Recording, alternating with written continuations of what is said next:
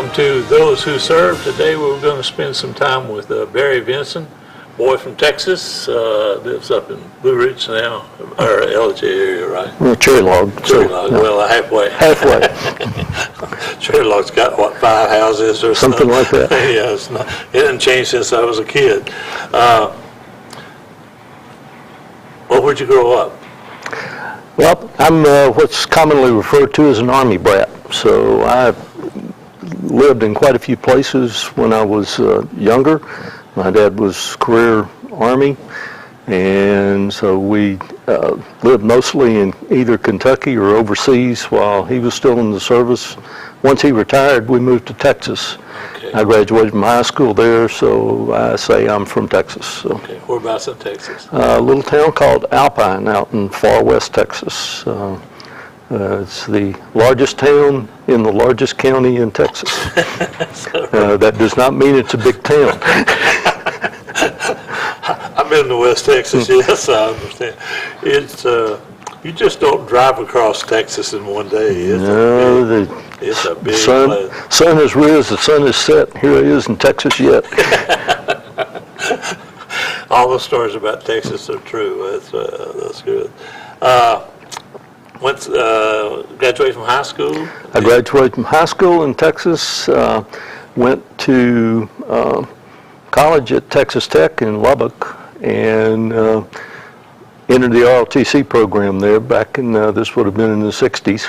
Right. And started through initially the Air Force ROTC program, and had a little problem that disqualified me from the Air Force, but the Army chose to provide a waiver of my little problem. And tell us what that problem was. I was allergic to typhoid shots, and for those that wonder how I found out about that, as I mentioned, my dad was in service, and we were going to Japan in the late 40s, and you had to be vaccinated for everything, even if you were dependent, and they gave me the shot. I broke out in hives and had to be hospitalized for several days, and have not had a typhoid shot since then.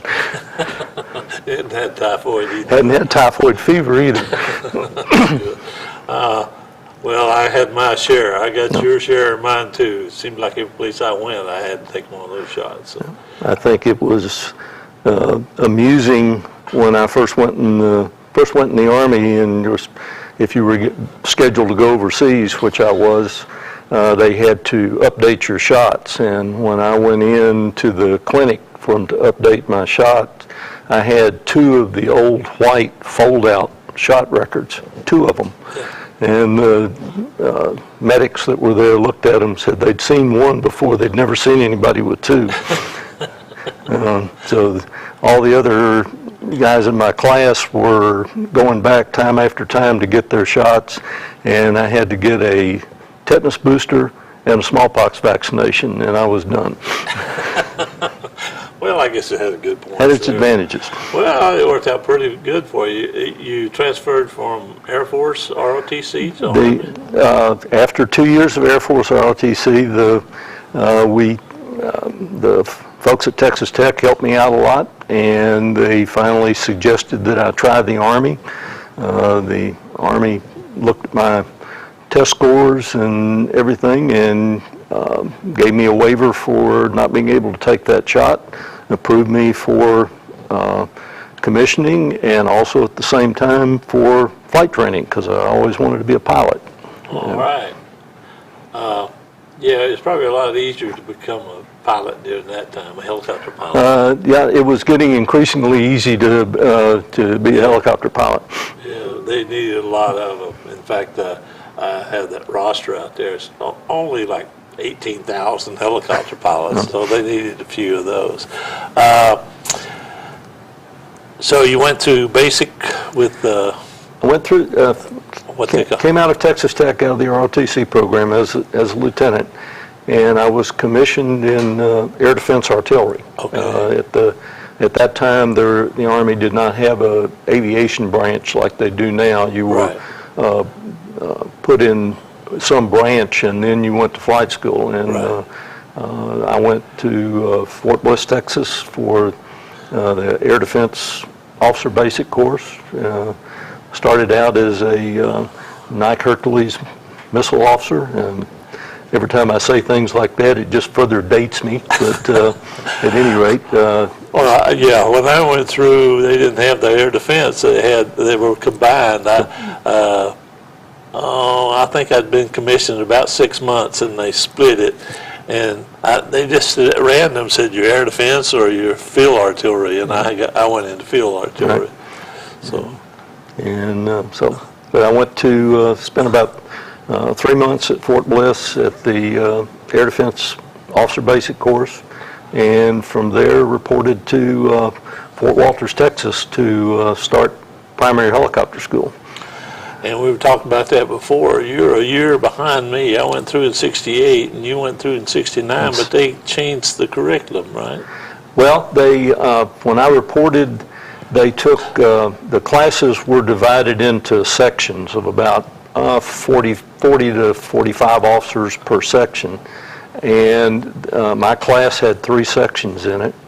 They picked one section to experiment because, like you mentioned, they needed a lot of helicopter pilots in those days.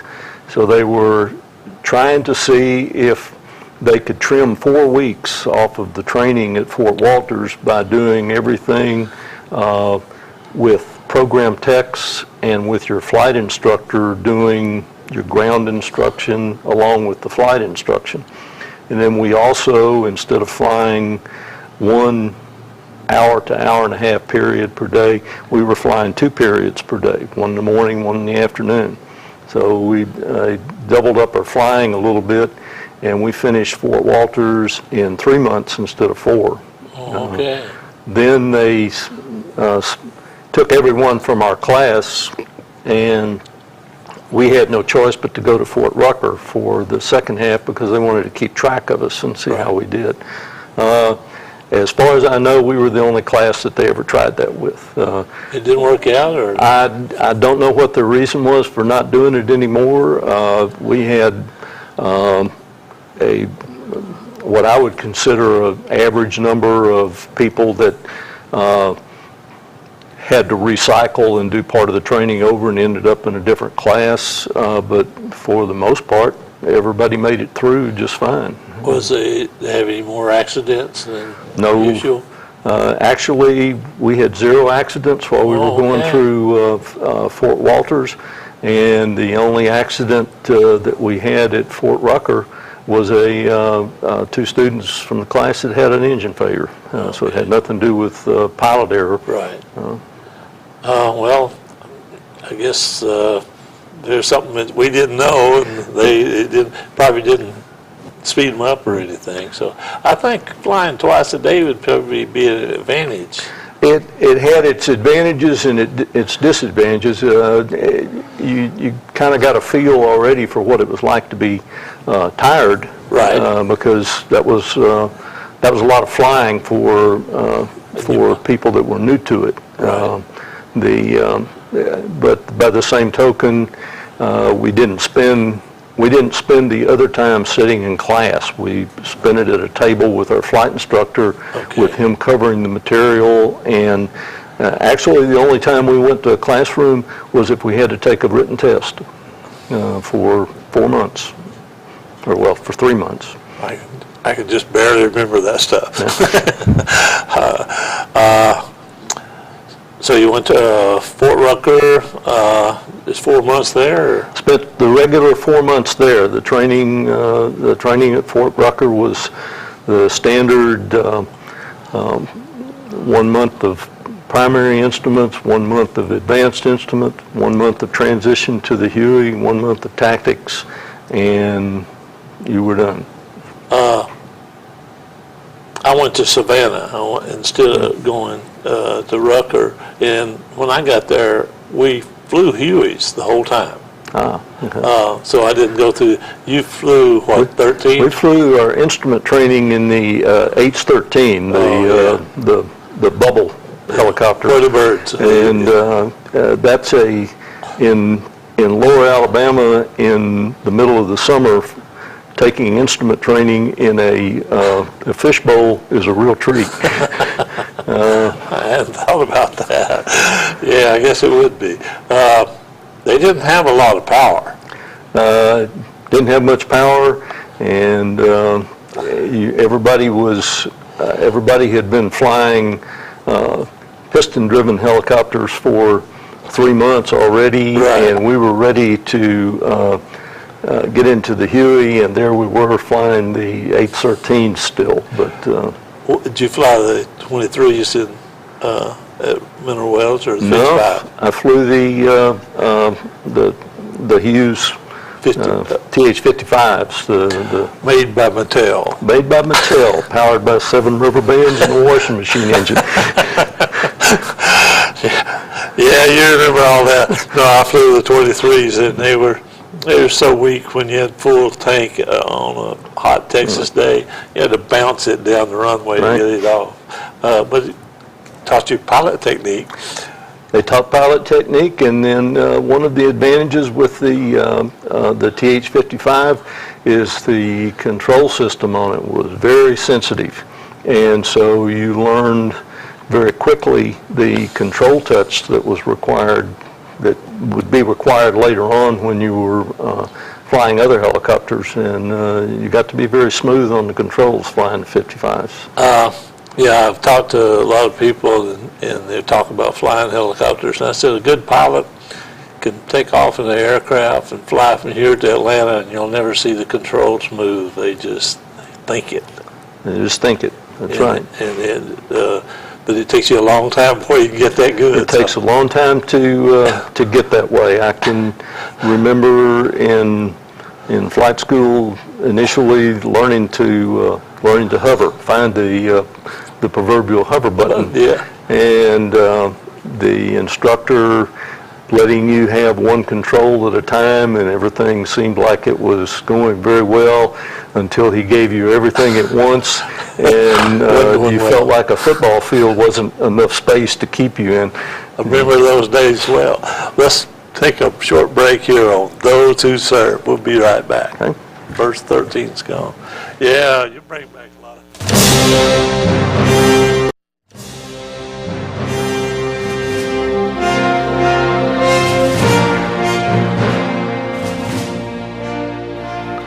Welcome back to Those Who Serve. We're spending some time today with BVincent. We're talking about flight school back in the 60s. Back in the 60s.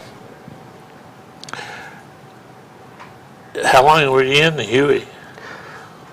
Actually, during flight school, everyone received 25 hours of Huey time to learn to fly it, Okay. and then another 25 hours during the tactics phase to at least make you only semi-dangerous Yeah. when you Back then, you didn't get an instrument ticket. You got what they call a TAC ticket. got a TAC ticket.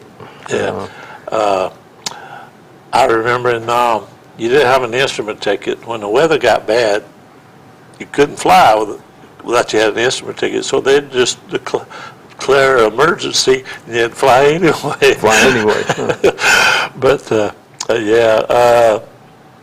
when I came back to the States, I had to get my instrument ticket. Did you have to do the same thing? No, when I came back, they started a program to get everybody their standard ticket, and of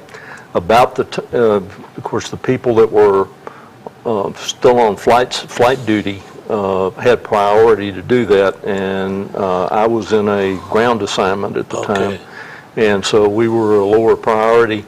And by the time my turn rolled around, I had experienced one of the cutbacks that were going on in the post-Vietnam era, and my branch had told me that I needed to find another home, and that I was going to go off flight status.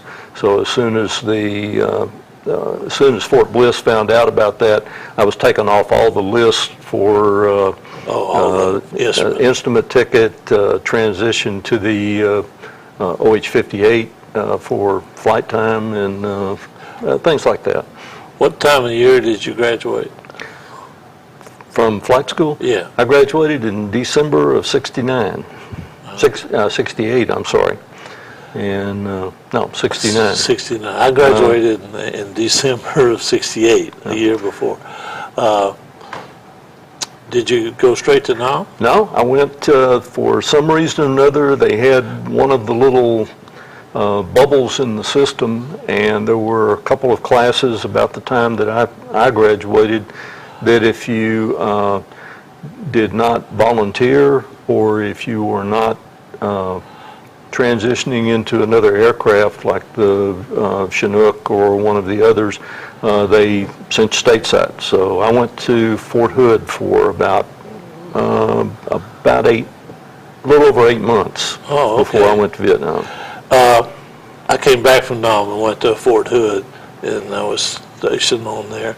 We couldn't get off post. We couldn't fly off post. Did they have that restriction when you were there?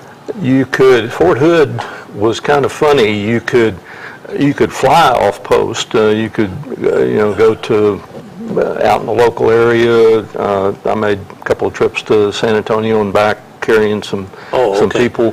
But they were very strict about wearing flight suits and flight jackets any place but on the flight line. They did not. Wow.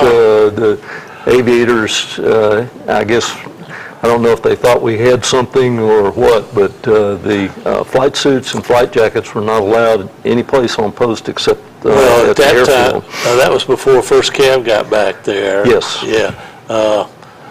What's the 2nd Armored Division there? 1st and 2nd Armored Divisions were We there. used to call them Brand X because they wore the patches above the Brand X. And you were in Brand X, huh? Actually, I was in what was then the 13th Support Brigade. Oh, okay. And I have spent a little bit of time there, and actually ended up in an aircraft maintenance company for a short period of time before I left.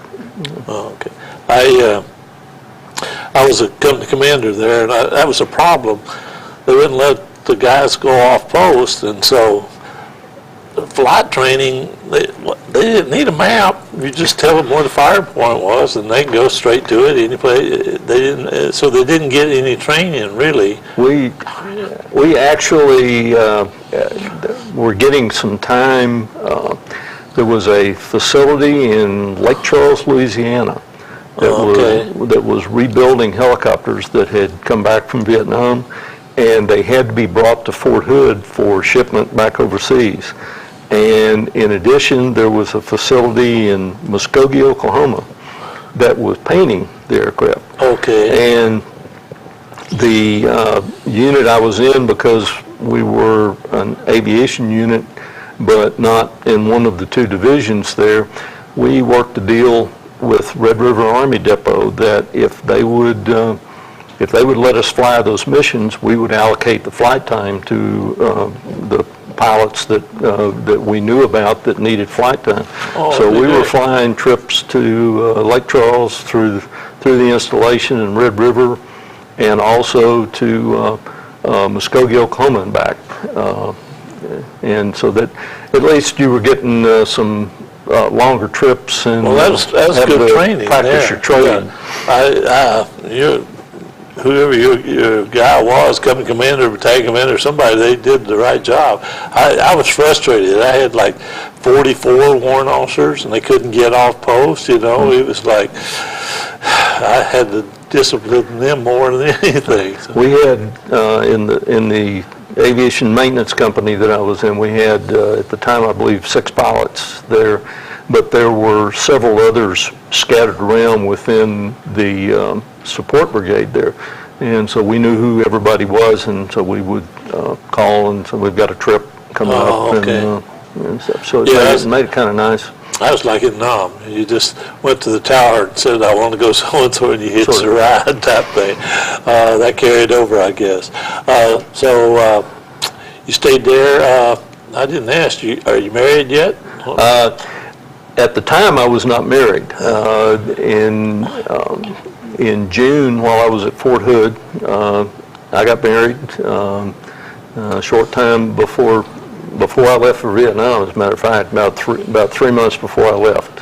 High school sweetheart? No, someone I met one time while I was in college, and then again while I was at flight school, and we hit it off the second time.